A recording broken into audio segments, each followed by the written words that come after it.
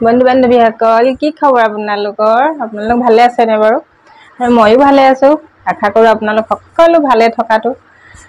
আৰু মই এইখিনিতে আপোনালোকক এটা কথা ক'ব বিচাৰিছোঁ।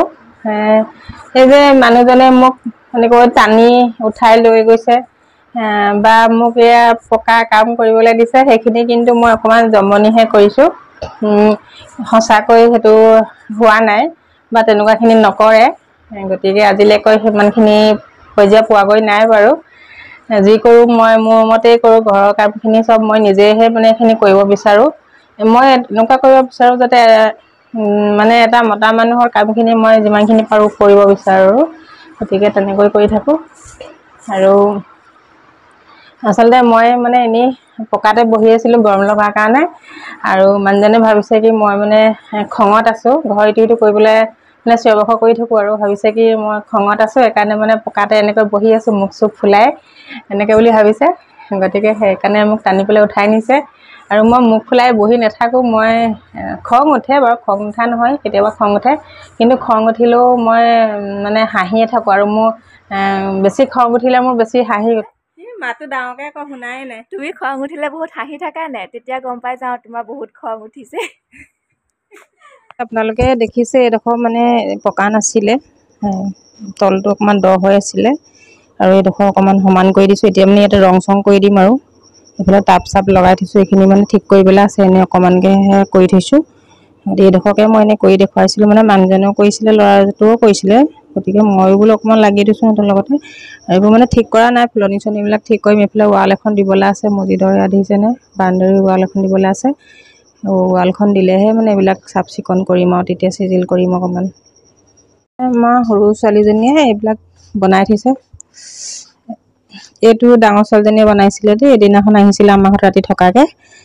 তাই বনাইছিলে। তাই মানে এইবিলাক কাম কৰি বহুত ভাল পায়। ৰং চং আনি লৈছে, ব্ৰাছ চ্ৰাছ, আৰু সেইবিলাক তাই মানে এইবিলাক বনাই থাকে। বটল টাব মানে য'ত যি পায় চব তাই সেইটো নি পেলাই মানে বনাই দিয়েগৈ আৰু পেলাই নথয় আৰু। সেয়া ছোৱালীজনী সজাইছে, এনেকৈ শিকিছে আৰু সজাবলৈ।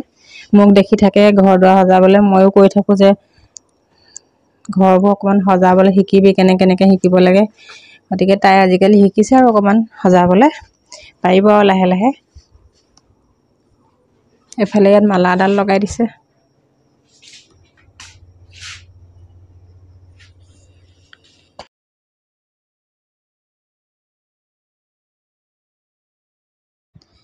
আৰু মানুহজনে গাজ আনিছিলে বজাৰৰ পৰা, এইকেইটা কাটি কুটি গুচাই মেলি ল'লোঁ। আৰু লগতে মাছো আনিছে, মাছখিনিও গুচাই আনিছে। লগত মই বুট দাইল তিয়াই থৈছোঁ গাজ বনাবৰ কাৰণে, সৰিয়হ এয়া সেইখিনিও পিচি মেলি লৈ পেলাই বনাম।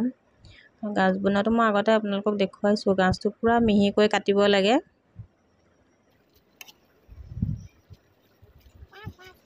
আৰু এনেকৈ দাইল, বুট দাইল, সৰিয়হ এইখিনি চব ইয়াতে পিঁয়াজ চিয়াজ, নহৰু, আদা যিখিনি আছিলে চব তেনেকৈ দি দিলোঁ।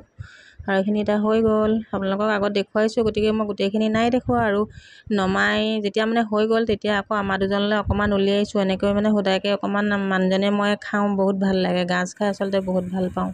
লগতে অকণমান ব্ৰইলাৰো বনাইছোঁ। আৰু মই এতিয়া বাতিত উলিয়াই পেলাই সেয়া খালোঁ। আৰু ইমান সোৱাদ লাগিছে খাই। আৰু এইফালে কচু টেঙা অকণমান বনাইছোঁ, মানে জ্বলা টেঙা মিক্স কৰি, আৰু বিলাহী আৰু এনেকৈ পিঁয়াজ নহৰু চব একেলগে দি পেলাই এনেকৈ অকণমান জ্বলা টেঙাকৈ বনাইছোঁ। যিহেতু এতিয়া গৰম খুব, গতিকে টেঙা অকণমান খায়ো লগত ভাল লাগিব। কচুকেইডাল একদম কোমলীয়া কোমলীয়া, সেইকাৰণে বোলো দেখি মানে খাবলৈ মন গ'ল। আৰু লগতে সেইখনো বনাই পেলাই খালোঁ।